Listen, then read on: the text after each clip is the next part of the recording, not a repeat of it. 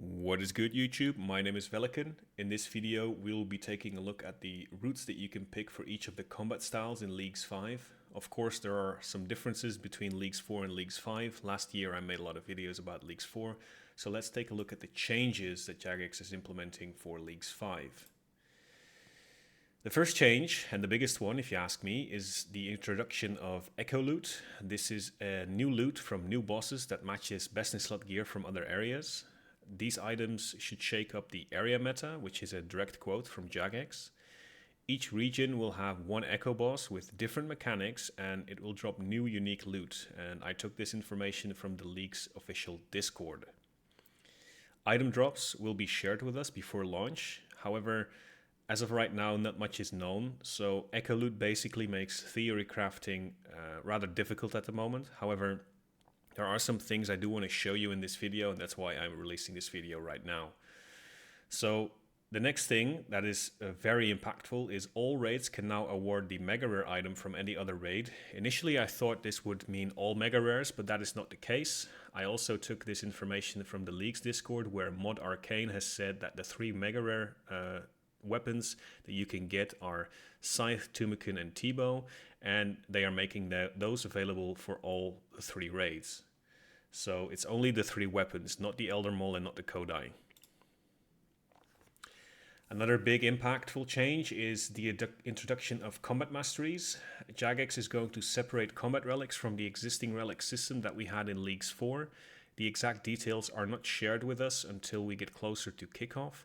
I don't think Jagex is going to be sharing a lot with us until very shortly before the release date of Leagues 5, so unfortunately we cannot do a lot of theory crafting right now, and if I postpone the theory crafting, then we're so close to release date that it doesn't matter anymore, so that's why I want to do this now. However, combat masteries may buff certain weapons, and this is something I do want to talk about.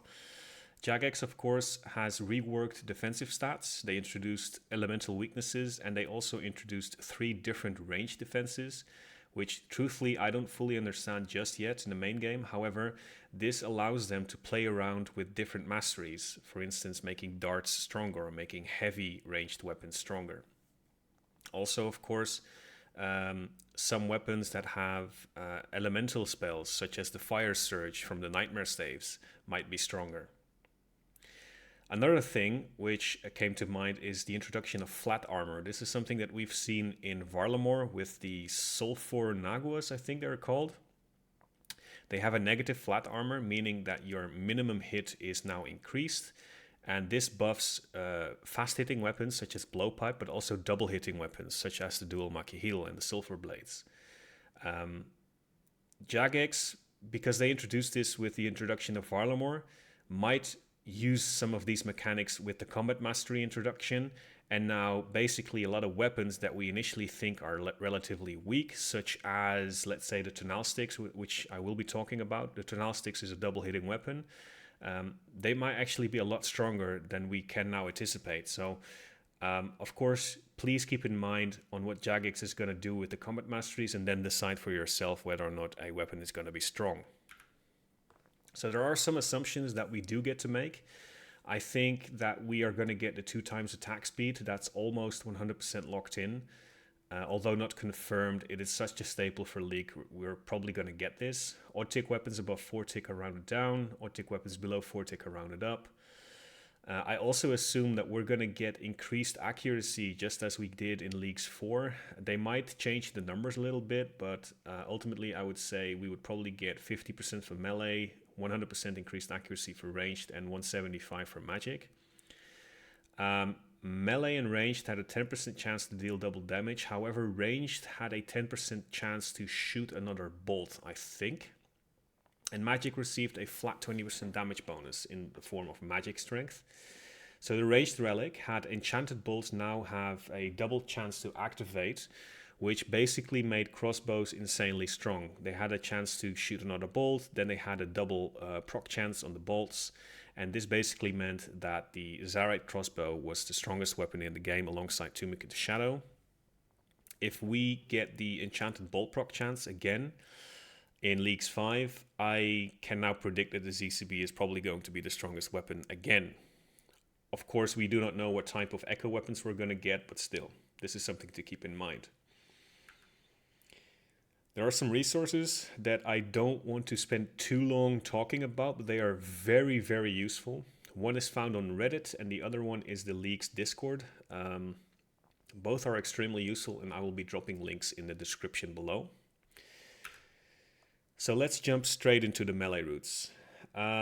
Basically, if the Echo loot does not include any armor, which of course is supposed to give either strength bonus or some sort of DPS increase, then we generally consider Asgarnia, Mauritania, or Varlamore as a base pick because it gives us armor that gives strength bonus. From here, I would say that you might want to consider Mauritania, Desert, or Kourend for pulling a mega rare, namely the Scythe. And if you combine those two areas, you would have a free pick left. So that's your base route. Alternatively, you could go Mauritania with 2 free picks. However, this is kind of a sketchy route to do because Mauritania is notorious for being difficult, especially for newer players. So unless you're going to Mauritania with either friends or you know what you're doing, then this is very viable. However, I wouldn't recommend it to newer players. So of course the Scythe is now available from every raid. You should know that the Scythe can be charged with just blood runes, so you don't need vials from the theater. And also, and this is probably the biggest problem of this video, if Echo bosses drop weapons as strong as Megarares, you can consider omitting a raid region, so this makes Theorycrafting rather difficult. Regardless, I still want to show you some example melee routes, and the first route is the one I want to start off with, which is the old school route, the most popular route from Leagues 2, involving going Asgarnia, Kandarin, and Mauritania. It was good back in the day because in Leagues 2, if I remember correctly, the D-skim was a tick faster than the D-long, making it a 50% DPS increase for going Kandarin. This is not the case anymore, so you don't really need to go Kandarin. But if you do, you get to play around with Bandos and Torva from Asgarnia, Piety and Torture in Kandarin, and you can also pull a Scythe from Mauritania. And of course, Mauritania also has Inquisitor. If you want to swap out Mauritania for, let's say, Desert, you still keep the Scythe, but you lose the Inquisitor, right? So the next build is the Din's Bulwark meme build. Just before Leagues 4, people were Theorycrafting on a meme build involving the Din's Bulwark.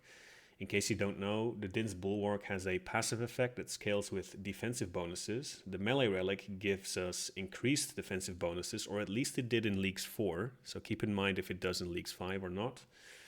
And then with Mauritania giving us Justiciar, this would be the best in slot for the Din's Bulwark passive effect. And also, in case you couldn't get your hands on Justiciar, Barrow's gear would suffice because it's incredibly tanky as well. And now you're basically walking around as a tank, really. You hardly take any damage, and there are some videos up on YouTube with people using this build in Leagues 4. There is one content creator that I can think of, and his name is Pip, who has videos on it. It looked a lot of fun, so you could try it out. It is not the best DPS, though, so it's all up to you. Then there is the Voidwaker Lightbearer build. Voidwaker, of course, being a staple. Lightbearer is only included because it buffs special attacks. I cannot tell you how strong this build was. I haven't seen any content creators use this, unfortunately, so I have no idea whether or not this is good or not. But ultimately, it's a build I still want to include because Voidwaker is just a fun weapon. Just press the button and do a lot of damage. So if you want to do Wilderness plus Desert, you should definitely consider going Asgarnia. This will give you armor and of course a defender, which is probably the best offhand with the Voidwaker. So that's another build you could try. And then one of my personal favorites is the Soul Reaper route. If you go only Desert, you theoretically could get your hands on a Soul Reaper, but you would have to farm it through Leviathan, which cannot be meleeed, not even with a halberd. That's why I included either Fremennik or Kourend, because Fremennik opens up Duke Sucellus and Kourend gives you Vardorvis, which are both vulnerable to melee. So I would definitely advise unlocking either of these areas alongside Desert in case you want to grab yourself a Soul Reaper. If you do this, I would also recommend looking for armor in a certain area, and that would be either Asgarnia, Varlamore, or Mauritania. If you go Asgarnia, you would have the Whisperer unlocked, which is also a bad boss for melee users, so keep that in mind. So, some very ugly screenshots on the right of our screen. Let's talk about them. There's also the dual Makihedal build, which is the Varlamore Blood Rager set. This set, when worn together with the dual Makihedal, has a set effect that sometimes shaves off 1 tick off of your attack speed. So the dual Makihedal is a 4-tick weapon and sometimes become a 3-tick weapon. I DPS calced this because I had no idea how good this would be, and it actually surprised me. On regular Slayer monsters with low defenses, the dual Makihedal is actually pumping out a lot of damage. So I calced it against a Osmunten's Fang with a Dragon Defender, and I gave both sets a similar strength bonus. And as long as the enemy has low defenses, the dual Makihedal actually does a lot of DPS. The DPS, however, drops significantly against targets with higher defensive bonuses, such as Vorkath or Grardor. So the Fang, for instance, is notorious for being extremely accurate and definitely pulls ahead over the dual Makihedal against these high defense targets, that is. So in case you still want to go Blood Rager, the dual Makihedal and the Blood Rager set is relatively easy to get from Moons of Peril, which are all vulnerable to melee. So for melee users, Varlamore is a pretty good area. And also the Blood Rager set gives us strength bonus, and this strength bonus is equal in strength bonus to Bandos gear. So you don't really need to go Bandos gear at all if we have Varlamore unlocked. So Asgarnia would only really give us Torva, and this is only really useful if you want to upgrade into another weapon, such as an Echo weapon or a Scythe. The best mega rare area I would say is Desert, because Desert gives us the Fang, and the Fang is like a natural upgrade to the dual Makihedal. But keep in mind that both the Fang and the Lightbearer become useless after you pull a Scythe from Tombs of Amascut. So I still want to say that Desert is the best area because it gives you a very good weapon progression. In case you never pull that Scythe, you still have a good weapon on your hand. Then, of course, you could also go Mauritania. This gives you Inquisitor, which is probably the best weapon with sight on Crush. However, this is probably not the case in all places because of certain Crush defenses on certain enemies. And also, please know that TOB is relatively tough to solo. You will be utilizing some tick eating mechanics. If you know what you're doing, it's very doable. It's not too difficult. However, if you're alone or if you're new to TOB, I wouldn't do it. And of course, if you have some friends to go top with, then everything is fine. Kourend is also an option. Kourend is probably the worst raid for melee users. However, you would still unlock the Claws, I guess, and the Elder Maul, which is definitely not a bad weapon. But for melee users, it's probably the worst raid to play. So what's the 5-head prediction route? I would personally consider going Varlamore. Blood Rager is extremely easy to get. The dual Makihedal with the Blood Rager is relatively strong. And then I would wait for Jagex to release some more information on where the melee echo weapons are dropping and go there. Especially if they rival a Scythe, because that would allow me to skip raids. And then from here you would still have a free pick. So what are our ranged options? Initially, I thought that you would have to go Masori, but if you take a look at the range strength table on the right, for instance, a Twisted Buckler is equal in range strength to full Masori. So despite Masori being the only armor in the game that gives range strength, if you are looking for pure DPS, you might not want to go Desert, because Desert only really gives you Masori. Another alternative is Void Ranger from Asgarnia. It is not a bad set. It gives us a flat 10% damage increase, but it lacks accuracy. However, because of the high accuracy bonuses that you get through the relic, Void Ranger is actually extremely viable. Of course, Asgarnia also has the Zaret crossbow, which is likely to be an insane weapon.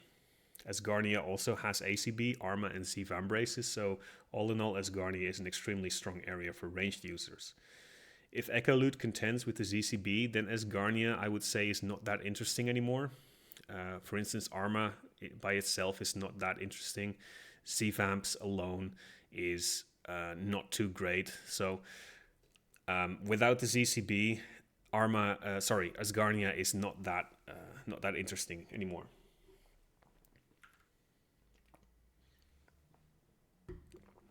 The Eclipse set, something we definitely need to talk about, as it's in Varlamore, which is also new in Leagues 5.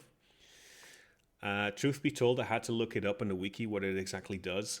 It's a ranged weapon based on strength bonus, and Jagex thought they would be funny and throw in a magic special attack. The Eclipse Moon Armor gives the Adel, which is the weapon by the way, a 20% chance to inflict a burn. The burn does 10 damage over 24 seconds, stacking up to 50. Initially I thought this is probably not too strong, especially not in Leagues as it's flat damage. With the increased attack speed, however, you will stack burns more frequently. The special attack consumes the stacks and will boost your damage output, so I would say that it actually might be an interesting set because of the increased attack speed and perhaps some spec relics or masteries, I should say. All in all, I value this, or I gauge this as a decent mid-level set. It's potentially surprising with the right relics, but I don't think it's gonna be that insane. One thing to note though is that this set benefits from melee strength bonus, so a fire cape will benefit you more than, let's say, a assembler from the Fremennik area. If I am not mistaken, I think the RCB is likely to be stronger depending on us getting the increased bolt proc chance. Also, one thing to note is that the Perilous Moons might be a little bit annoying to kill for non-melee users, so keep that in mind. Then the Tonalztics, I also had to look these up. I thought it was a ranged Dragon Warhammer. Turns out it is not exactly that. Upon a successful hit, the target's defense level is reduced by 10% of its magic level, 20% if it's charged with Sunfire Splinters, I believe they are called. This makes it useful for high defense targets who have a high magic level. So I had to look up high defense targets who have a high magic level, and I had no idea, but apparently the wiki says that it is good in hard mode TOB. So it's not exactly a ranged Dragon Warhammer. Also, if you mainhand it, it's going to be a 3-tick weapon, and I don't think it's going to be a good mainhand weapon. So there's a couple of things to go over here. The first thing is the RCB is probably stronger as a mainhand weapon. However, masteries might change this. This weapon hits the enemy twice, so if there is some sort of mastery that buffs negative flat armor, just like it does with the Sulfur Naguas in the main game, then this weapon becomes a lot stronger. So if there is some sort of mastery that might influence this weapon, then this weapon might become a lot stronger. And because I don't know, I didn't really consider it in any of my routes. So I don't think it will help people in hard mode TOB, to be honest. I think your relics are going to buff you so much that you don't need this spec weapon for hard mode TOB regardless. So all in all, I don't really value this weapon too highly, but maybe the masteries may change this. Then of course the one-tick blowpipe, a staple of Leagues, I would say. It's a one-tick weapon, it's a fun weapon, I think. It's good DPS, especially if we have some flat armor, negative flat armor mastery that we just talked about. Also, the accuracy bonus of the ranged relic is helping this weapon a lot. Keep in mind though that you lose DPS when you need to move, so in raids it is not too insane. Also, you would need to, in my opinion at least, pick either Desert or Asgarnia to source your darts. So Desert unlocks Tourist Traps, which subsequently unlocks Dartsmithing. Asgarnia has the Mining Guild, which has Amethyst, and by the way, in order to fletch darts, you do not need Tourist Trap. So some people last year on my previous videos on Leagues 4 have mentioned that you can source your darts from either Crystal Implings or Mithril Dragons. Technically it's possible. All in all, I would say it is not viable. So you can do the math yourself on a one-tick weapon. It saves either 90% ammo from the relic or 98 if you have the assembler. I would not go for that. Alternatively, You can source your darts from Vorkath. I think this is a little bit more viable, but still I don't want to be grinding Vorkath as like the bottleneck between me and having darts for my main weapon in League. So I don't like that idea, but you can still do it. For instance, if you have 5 darts and a 98% ammo save, that will last you around 25 IRL minutes. So it's a long time, but you will be killing Vorkath a lot. My personal opinion is just go Desert or Asgarnia and spend like one evening crafting darts and you would have enough darts for the rest of the league. So how do you build a range route? The safe pick here is Asgarnia plus Desert, and then you would have a free pick. This will net you Fortified Masori, which by the way is not better than regular Masori. It would give you a ZCB, which is arguably the best weapon in the game, depending on Echo Loot. It would give you the Lightbearer, which will definitely buff the ZCB. It will also give you access to Megarares, although they are relatively weak to you. Then you can go Fremenic for the Assembler, and the Venator Ring is also unlocked if you go Fremenic and Desert, of course. You can go Kandarin for the Anguish, and you can go Kourend for the Twisted Buckler and Rigor. Keep in mind, if we get Ruinous Powers, then Rigor might not be that interesting to us. The alternative is going a Ballista route. The Heavy Ballista drops in Kandarin. From here, I would say that you either need to go Asgarnia or Desert for armor. Asgarnia being the safe pick because you would also be able to get the ZCB. Kandarin also gives you decent magic gear, which might be useful if you go Desert because Toa requires hybriding. I've seen some content creators use this build. It looked like a lot of fun. However, the DPS calc puts the Ballista below an RCB. So depending on masteries, it might not be that good. One oddball in this overview of routes is the Hitsplats Enjoyer. People who really like Hitsplats can also go Wilderness for the Webweaver, and you will be speccing people a lot, so you also want to go Desert for Lightbearer. And then the Webweaver, of course, is just a fun weapon. The DPS is significantly lower than an RCB with Diamond Bolts if we have the increased bolt proc chance, but the spec DPS is significantly higher than an RCB. So the Webweaver is still a very fun spec weapon if you go this route. And of course, you still have the free pick, so you can go anywhere, really. Then the Eclipse set, we already talked about this. I would say Varlamore and Desert. The Desert is only really included for speccing, and I guess you could go Masori after you change out your Adel. So you basically drop the Eclipse set if you do this. Also, if you really want to see the Adel throughout the entire leagues, which I do not recommend, by the way, you need ranged accuracy and melee strength. So good luck figuring that out. Of course, you cannot equip any other gear than the Eclipse set, so most of your ranged accuracy and melee strength will be coming from that anyway. Then the Leagues 2 Professional, another OG route. This includes going Blowpipe, of course. It will also give you a Bofa, which is also extremely strong in Leagues. The relics, by the way, save crystal ammo, I think, or charges, or whatever they are called. Either way, if you go Blowpipe, you kind of want an Assembler, I would say. You also unlock the Archer Ring in the Fremenic area. You also unlock the Venator Bow. From here, I would say you either go Desert or Asgarnia for a dart source. And because both Desert and Asgarnia have armor, I noted it down as dart/armor source. Then, of course, we would have the TOB enjoyers who just hardlock into Mauritania. If you like TOB, you go Mori. What else can I say? Carol isn't really much worse than Armadillo gear, so don't make that mistake. Defensive bonuses don't really do much in leagues. From here, I would say you just need a better weapon, although an RCB will suffice. An RCB is an excellent weapon, considering we have the increased bolt proc chance. But I would really look for a better weapon, and you can consider Echo Weapons, Zarite Crossbow, Bofa/Blowpipe, a Webweaver, or even a Ballista. Maybe I'm forgetting a weapon, I don't know. So what's the prediction route? I would say still Asgarnia, and then wherever the best in slot ranged Echo Weapon drops, assuming the Echo Weapon rivals the ZCB in terms of DPS.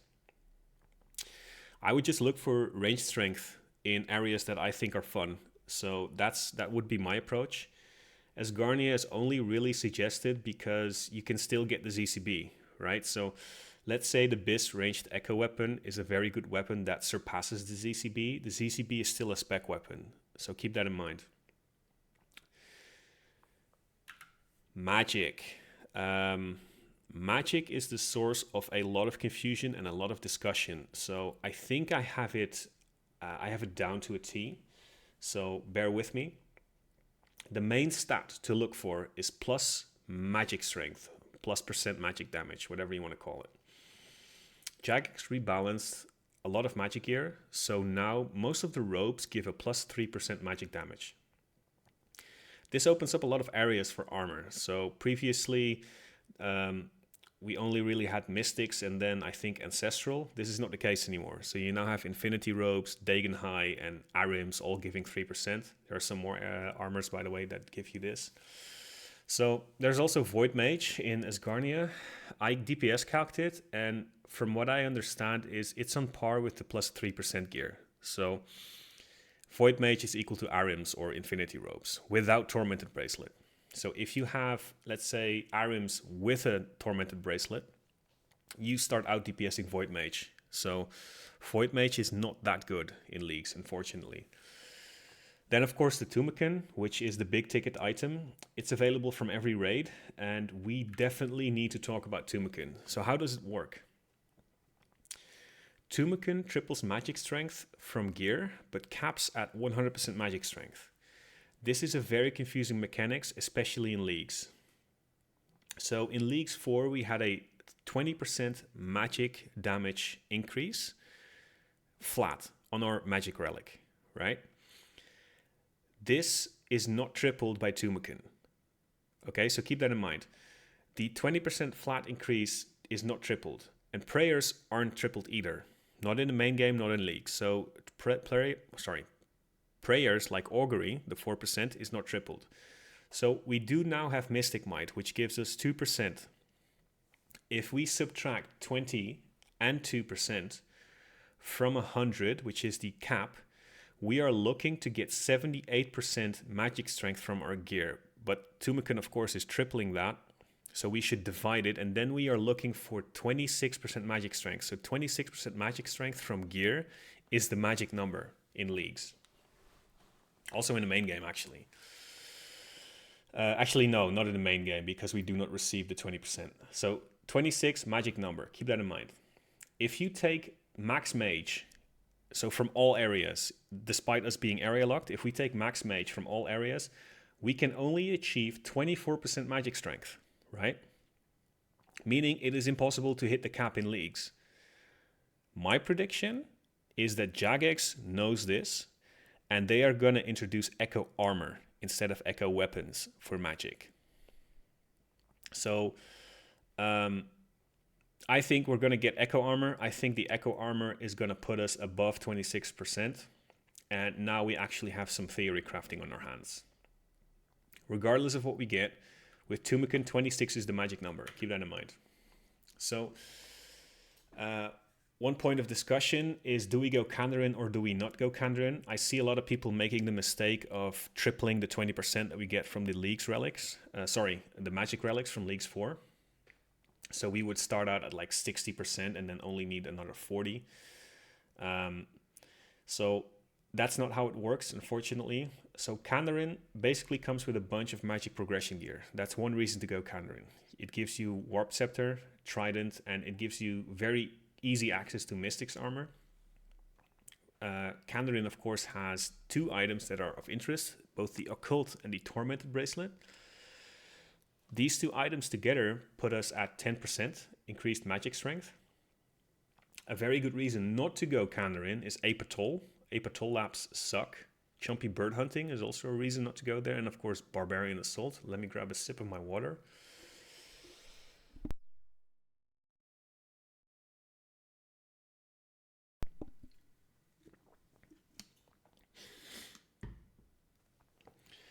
So the problem lies in Tumeken tripling magic strength. If we do not take the Occult and we do not take the Tormented Bracelets, that's not just 10% we're leaving on the table, that's 30, right? So whether you have to take Kandarin or not want to take Kandarin, it is all dependent on echo loot, both gear and weapons.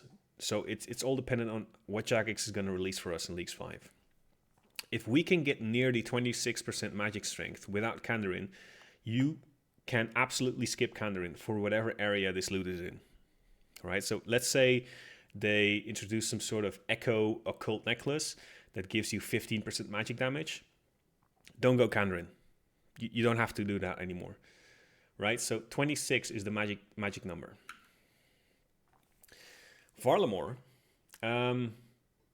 Varlamore, I don't think has much for magic, unfortunately. It has Blue Moon armor, which gives us 3% magic damage. Most robes now have this. It also gives us the Dragon Hunter wand, which in the main game is worse than Trident at Ulm. So there is no reason to believe that this is better than the Trident in Leagues. So lots of people are theorycrafting Varlamore into Kourend. However, Kandarin is just a better pick. So Kandarin is like a base pick for magic users as of right now with the information we have. If you really do not want to go Kandarin, of course you can go Varlamore into Kourend if you really want to. But I kind of want to put a needle through this bubble that like the Dragon Hunter wand is going to be great at Ulm, because it's not going to be, unfortunately. Then of course the Accursed Sceptre. One of the many overlooked weapons in the game, specifically in Leagues. So the Accursed Sceptre drops in the Wilderness. It has a special attack that drains 15% defense and magic level of the target. I haven't seen much use in Leagues 4 with the Accursed Sceptre. So my personal theory is that it doesn't really do much in Leagues because we have increased damage and increased accuracy anyway. So I don't think we need the drained magic level from the target, right? 175% increased accuracy. I don't really think we need the 15% magic level drain. So I kind of not consider going Wilderness for the Accursed Sceptre alone. So how do we build a magic route? Depending on Echo Loot, of course, you just want a Tumeken, period. So you kind of want to go Desert, Kourend, or Mori. If you go Desert, you get Virtus with 6% magic damage bonus. You also get Ancients, which are very strong because of Blood Barraging, which makes you quite tanky. You can go Kourend, which gives you Ancestral, which is the best armor in the game as of right now. 9% magic damage bonus on Ancestral. Also, you gain Augury, 4% magic damage bonus. Augury is not tripled by Tumeken, so don't make that mistake. You also get Thralls in Kourend, which is actually, I don't know how good they're going to be. It depends on the relics we're going to get. In case you don't know, I kind of want to delve into this a little bit. Thralls give you a 0.625 DPS increase in the main game, I think. So in Leagues, you're averaging somewhere between 20 and 30 DPS. So a 0.6 flat DPS increase is not going to be too strong. However, if we get some combat masteries or relics that buff your Thralls, it's going to be a lot better, of course. Then Mauritania gives you Arims, which is only 3% magic bonus. The Sang Staff and the Nightmare Staves are interesting, but they're not really used when you have a Tumeken. So Mauritania doesn't really have much for magic users. So what's the routes? The safe route or the base route is the Kandarin plus a raid area.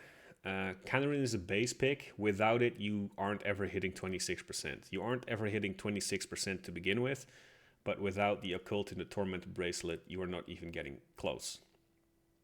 From here, you can go any raid area you prefer. I would suggest picking areas that drop gear you may need to complete the raids. So in case you need to hybrid or tribrid, for instance in Toa, you really need some tribrid gear. However, it's not necessary. You can definitely complete like 600 invocation level Toas with like Blood Barrage and a rune crossbow and a whip. So it's not too crazy. But you know, that's on you. It's your route. You make that mistake. So if you go desert, you can still consider going Kourend because Ancestral is best in slot. You can consider going Fremennik for the Magus Ring. You can also consider going Asgarnia for the Eternal Boots, which is only 1%, but still. If you go Kourend, it's the best area for gear, so I don't really see any other options that you have other than your free picks at the bottom of this sheet. If you want to go Mauritania as your raid area, you can still consider Kourend for Ancestrals because it's best in slot. You can also consider going Desert for Verdus. But either way, you really have to think about whether or not you want to have multiple raids in your league's route. So keep that in mind. For free picks, wherever you go, you can always consider going Fremenic for the Saturated Heart. You would need an Imbued Heart first, so good luck getting that. But the Saturated Heart is a DPS increase. And of course, Wilderness for the God Cape. So there is one route, I guess, in case you really do not want to go Kandarin. That's the Desert Fremenic Wilderness route. This will give you 12% magic strength with Verdus, Magus Ring, God Cape, and Mystic Might. Actually, Mystic Might is something we should not consider. So it's like 10% magic strength. For reference, if you swap out Fremenic and Wilderness for Kandarin, you're sitting at 20%. So with Tumeken, the 8% turns into a 24% difference. So that's very significant. I think I made a small mathematical error here because I included Mystic Might in this calculation, which is not tripled by Tumeken. But still, my point is this: the difference when not going Kandarin is significant because Tumeken triples the magic strength difference, right? Then, of course, Fremenic also gives you the Saturated Heart, and Desert gives you Infinity Robes and Ancients, which are relatively strong and very accessible early on. So that's good to know. There's also something I lovingly called the Lieutenant Search build, which is the search magic, search spells. You need Kandarin and Fremenic because without it you do not have access to Wrath runes. The Urania altar does not give Wrath runes unless there is something in leagues that I missed. The Urania altar does not give Wraths. Because you have Kandarin, you have access to a Smoke Battle Staff, which will be your best weapon. It gives you a 10% invisible magic strength bonus. Then from here, you can go Desert, Varlamore, or Kourend for either the Tome of Water, Tome of Earth, or the Tome of Fire, which all give a 10% buff to the relevant spells. Kourend is your best pick because it gives access to Ancestral and Augury, and ultimately it will set you up with a Tumeken. By the way, the Desert does the same. Because you are stuck going Desert, Varlamore, or Kourend, you do not have access to either a Staff of the Dead or a Nightmare Staff, which are, by the way, two staves that give a 15% damage increase instead of a 10% damage increase. Because this build is not exactly flexible, so you're stuck with the Smoke Staff. One big downside to this route is that you have difficult access to good magic gear. So if you go Varlamore, it's a little bit more easy because you have your 3% Blue Moon gear. But if you go Kourend, you only really have Ancestral, and if you go Desert, you have Verdus, I guess. Some mobs are vulnerable to elemental damage. For instance, Vespula is vulnerable to fire damage. No matter how you spin it, Tumeken is still better DPS in the main game.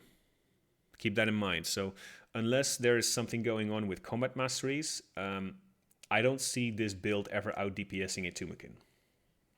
Another thing to note, Fremenic gives you access to Saturated Heart. However, this will not make a difference for search spells. So unless you set yourself up to pull a Tumeken later on, the Saturated Heart doesn't make a difference for you in terms of DPS.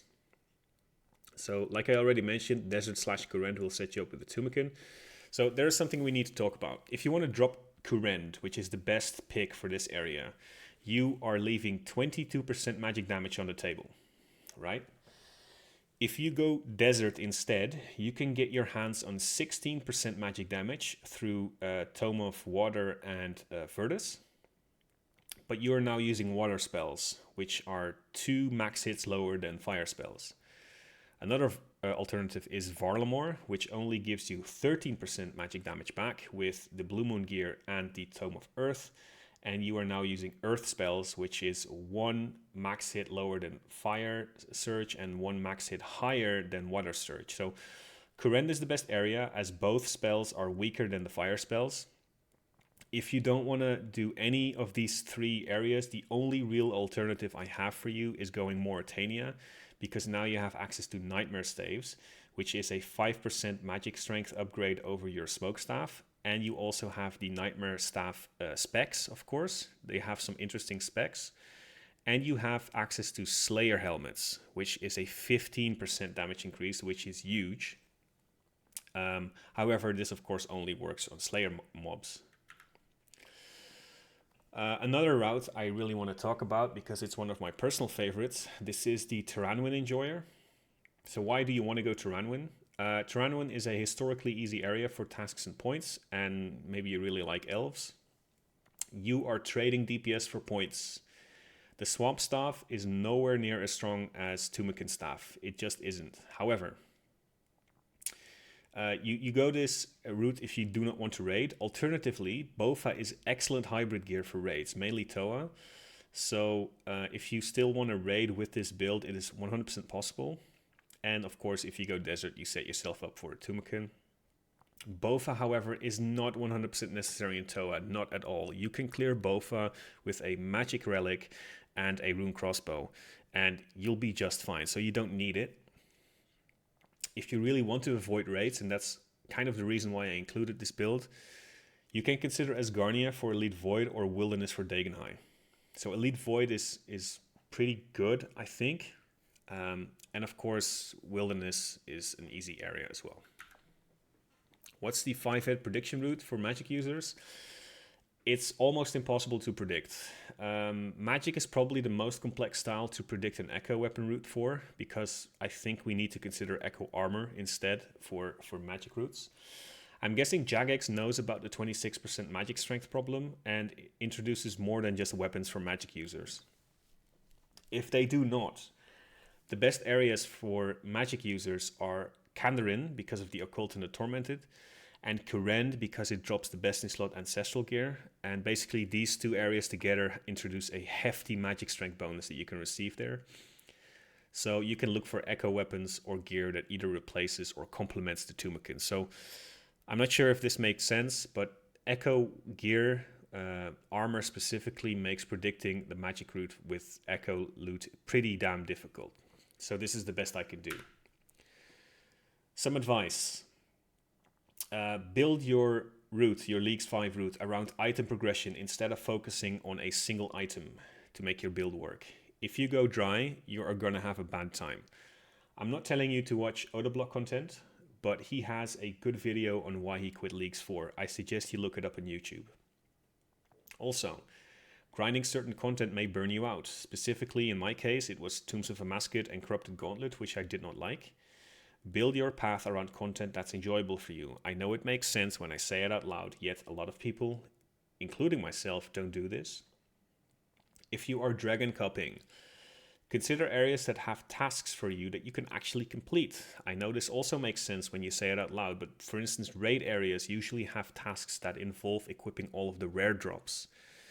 If you are playing without friends, you might have a tough time soloing raids. So you need to be careful of which areas you drop yourself into, basically. All the tasks should be available in the wiki before League drops. So inform yourself if you want to Dragon Cup. So my personal plan, last year I wanted to double dip in learning chambers and getting a Dragon Cup. I went ranged and I had trouble running the mage hand because I did not have a powered staff. Jagex has changed this, but back in Leagues 4, the powered staves did not have autocast delay, and regular staffs that used the normal spellbook did. So I was always 1 tick behind on the mage hand, and I could not figure it out on how to run it. And the only powered staff I had available in my route was a Tumeken. I ended up getting gated by Tombs of Amascut. I think I did around 40 KC and I never received my Tumeken. I had a horrible time. I was doing 500 invos, I think. I can't remember because you had like 2 invocations that had a free plus 200 points. I was definitely doing that. So I got a purple like 70% of the time, I think, if I remember things correctly. And I just only got light bearers. So I had a pretty bad time in Toa. After like 40 KC, I just burned out. I didn't want to do it anymore. So I spent my entire league running around with a rune crossbow, which was not a bad weapon, by the way. But I never ended up learning chambers, and I never ended up getting a dragon cup. So you might now understand why I tell you to focus on weapon progression. So I did start 2 more accounts to experiment with magic and melee relics. I think the bolt proc meta from Leagues 4 is kind of whack, and I didn't really like Ancients personally, so right now I'm leaning towards going melee for Leagues 5. I'm contemplating picking areas that are easy points, such as Fremennik, Wilderness, or Turanwin, although Turanwin kind of sucks for melee users. I am still considering going desert because I really want to get my hands on a scythe, but this is wholly dependent on whatever echo weapons Jagex is going to introduce. Basically, I'll just wait for Jagex to release information on echo loot, and I will definitely consider going that area instead over desert. So I'm not going Mori or Kourend anymore. I'm going desert if I want to get my hands on the scythe, just because Toa is my best raid. And lastly, I'm also kind of side-eyeing the Soul Reaper axe because I never had one in the main game, so that might sound like fun. Either way, this is my current plan. Unfortunately, we're going to have to wait some more. I can't wait until Leagues 5 comes out. I'm sure you can't wait either. I wish you best of luck. I wish you loads of fun. And I also want to say many thanks for sitting this video out. It's been 46 minutes, a very long video. If Jagex gives us some relevant information, I will be uploading some more videos on this YouTube channel. However, if the echo loot is going to be a little bit mild, you could probably figure out your own route if this video is still relevant. And if that's the case, I'm not going to do more videos. So it's all up to Jagex in this case. So again, thanks for watching and goodbye. Make sure to enjoy yourself in Leagues 5.